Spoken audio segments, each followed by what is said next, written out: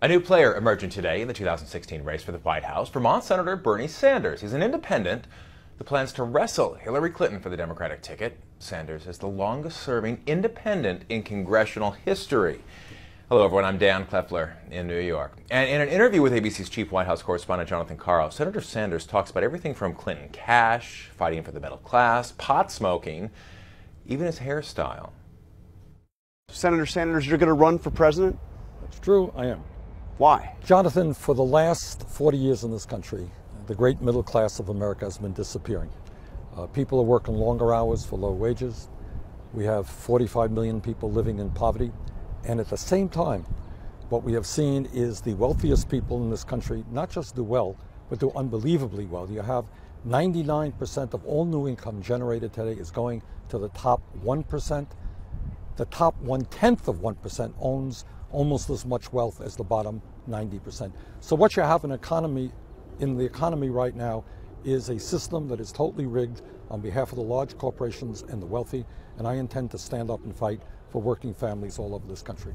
I've got to say, you don't look like the typical presidential candidate.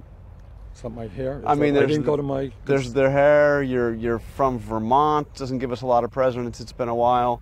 You call yourself a socialist. This does not seem like a guy that's what we usually think of when we think presidential candidate. Well, I think maybe people might want to rethink that. My record is one of standing up for working families, of addressing a whole lot of issues that most politicians don't address. The issue of trade, for example, is enormously important. We have lost since 2001 60,000 factories, and a lot of that has to do with the disastrous trade agreement that allows corporations to send our jobs to China and other low-wage countries. I'm helping to lead the effort against the current trade agreement. I have stood up and said no to the Republicans. You're not going to cut Social Security. As a matter of fact, when we have seniors living on $13,000 or $14,000, we're going to expand Social Security. No, we're not going to give more tax breaks to billionaires. In fact, maybe it's about time that the richest people in this country and the largest corporations started paying their fair share of taxes. No, it is not appropriate that the Koch brothers and other billionaires buy the American democracy and our political system. We are going to pass a constitutional amendment to overturn Citizens United and move to public funding of elections. Does that make me sound like a presidential candidate? Well, you know, we've just had a Democrat for 7 years almost. All this has happened under the watch of a Democratic president? No, that's really not fair. When President Obama... One minute, it hasn't been reversed by a Democratic president. What was reversed is when George W. Bush left office, this economy was on the verge of a collapse. We were losing 800,000 jobs a month. So people complain that we're only gaining a couple of 100,000 jobs a month. Not enough, it's true. But nobody, I think, seriously doubts that we're not a lot better off today than we were 6.5 years ago when Bush left office. But are we anywhere near where we should be? And the answer is no. So yes, we're better than we were 6 years ago, but there is a 40-year trend of a disappearing middle class. What do we need to do? We need to raise the minimum wage to a living wage so that people who work 40 hours a week can live with dignity. We need to create millions of jobs because real unemployment is 11%. We need pay equity for women workers. We need to change our trade policies. There is an enormous amount that has to be done if we're going to save the American middle class. Okay, some straight talk on political reality. Hillary Clinton, is she really beatable in a Democratic primary? I think so. I really do. I would not hesitate in telling you that I go into this as an underdog, but we're getting support from all over this country. We're not going to be raising $1 billion or $2 billion. I don't have wealthy sponsors, so to speak, but we will raise a lot of money online. My average contribution for the Senate was $45, and I think we'll have a whole lot of people saying, you know, the time is now, enough is enough. The billionaires can't have it all. They can't control the economy, and they cannot control the United States government. What do you make when you see all the stories about the millions of dollars that flowed into the Clinton Foundation and the speaking fees and all of that? Well, it tells me what is a very serious problem, but it's not just about Hillary Clinton or Bill Clinton. It is about a political system today that is dominated by big money. It's about the Koch brothers being prepared to spend $900 million in the coming elections. Look, let me be very frank. No one else is going to say that to you. Is that if we don't get our act together and overturn Citizens United and move to public funding of elections, this country is moving into an oligarchic form of society where not only our economy, but our political life is going to be controlled by the billionaire class. So do I have concerns about the Clinton Foundation and that money? I do. But I'm concerned about Sheldon Adelson and his billions. I'm concerned about the Koch brothers and their billions. We are looking at a system where our democracy is being owned by a handful of billionaires. That is wrong. And you think the Clintons are part of that system? I think anybody now who is running for office, with few exceptions, and I think I'm one of the exceptions, I am not going to start a super PAC. I'm not going to go around the country talking to millionaires. Now, I'm saving my time because they wouldn't give me any money anyhow, and that's fine. But we will be dependent on small contributions. But this issue of money in politics is huge, and I hope everybody understands that if we don't deal with the Citizens United decision and billionaires able to spend as much money as they want, the foundation, if we don't deal with that, the foundations of American democracy will disappear. You've been an independent your whole time. I looked it up. Correct me if I'm wrong, but I believe you are the longest serving independent in the history of Congress. Good research. You really want to my website. We're going to save you some time. That's true. You really, now you're going to be a Democrat. No, I am an independent. I've always been but an you're independent. Running for the Democratic but I am nomination. running, that's right. I am been also, since I've been in Congress, I have been part of the Democratic caucus ever since my first day in the United States Congress, worked with Democrats. Today I am the ranking member appointed by the Democratic leadership on the Budget Committee. So I think the best path forward to win this thing, the best path forward to rally millions of Americans around an agenda that speaks to the needs of working families is doing it within the Democratic primary process. What do your colleagues think of you running for president? Well, I guess the best answer is you have to ask them. Well, them. a lot of them have already endorsed Hillary Clinton. They have. I mean, they endorsed her before she said she was going to run. That's right. So I think it is fair to say, I think we'll get some support here on Capitol Hill, but I think it is fair to say that most of the Democratic senators and members of the House will support Secretary Clinton.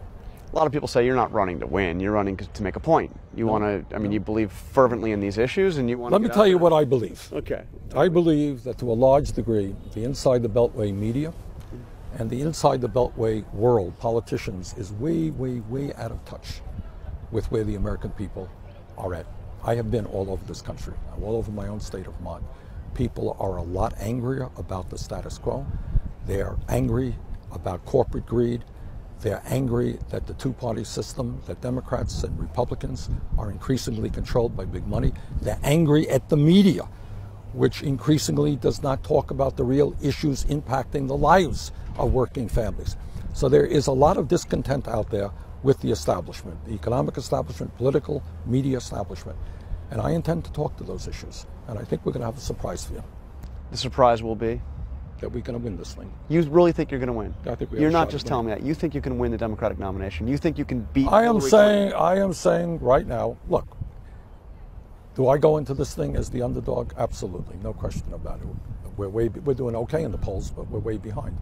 We're going to be heavily outspent. But I think the American people have had enough of establishment politics. I think they want real change. I think they want to see a movement which stands up to the billionaire class, and I intend to be part of that effort. What does President Bernie Sanders do on his first day? Well, on our first day, we developed legislation which calls for rebuilding our crumbling infrastructure and creating 13 million new jobs. Maybe on the next day, we'll develop our plan to reverse climate change. And on the third day, we'll be offering a constitutional amendment to overturn this disastrous Citizens United Supreme Court decision. That'll be enough for the first 3 days, then we'll really get to work. Did you see President Obama's joke about you at the White House Correspondents' Dinner? I did. What did you make of that?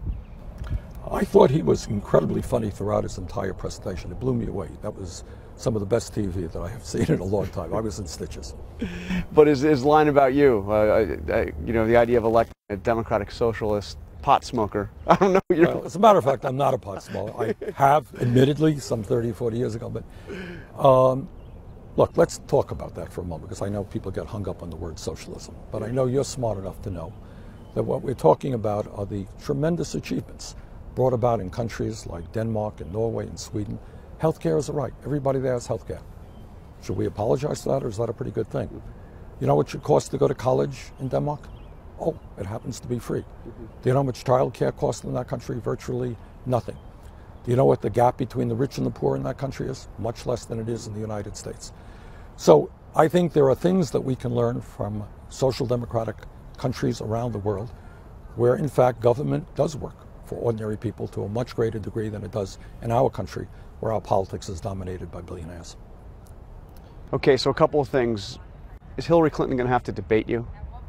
Some people say, she's so far ahead, she doesn't need a debate. So will there be debates in this Democratic primary? I will do my best to make that happen. I suspect that Secretary Clinton is up. Look, let me tell you something. I've known Hillary Clinton, I think, for 20, 25 years. I like her. I respect her. And the campaign that I will be running is not anything to do with personal attacks and all that stuff. I'll be running an issue-oriented campaign. I think that is Secretary Clinton's desire. And let's debate the major issues facing the American people.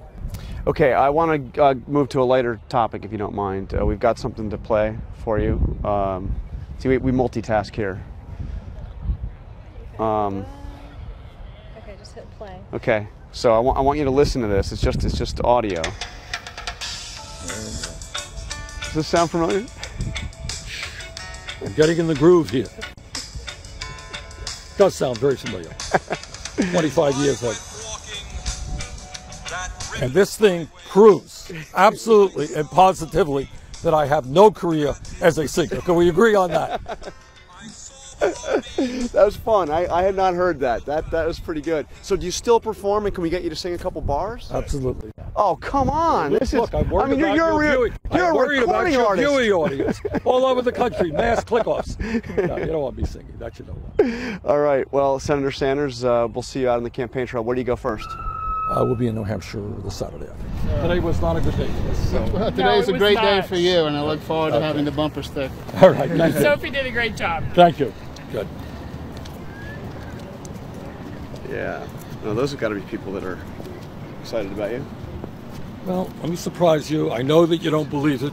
There's a world outside of Capitol Hill. Check it out sometime. Yeah, I know. I've been out there. Have you really? I've been out there. You got out in the real world? There. Yeah. You let them out? With as Hillary says, everyday people. Everyday people. As opposed to, these part-time people. Those people. So longest serving independent ever In the history of the United States. in the history of the Congress. All right. We've showed the American people that I can walk. You can walk. I All think right. we've done it. Thank you very much. Hey, I really appreciate it. Good luck. Thank you. Take care. Thanks to Jonathan Carl. More on that story tonight on World News Tonight with David Muir. And of course, you can keep up with this story and the campaign anytime downloading the ABC News app, starring the story for exclusive updates on the go. I'm Dan Kleffler in New York.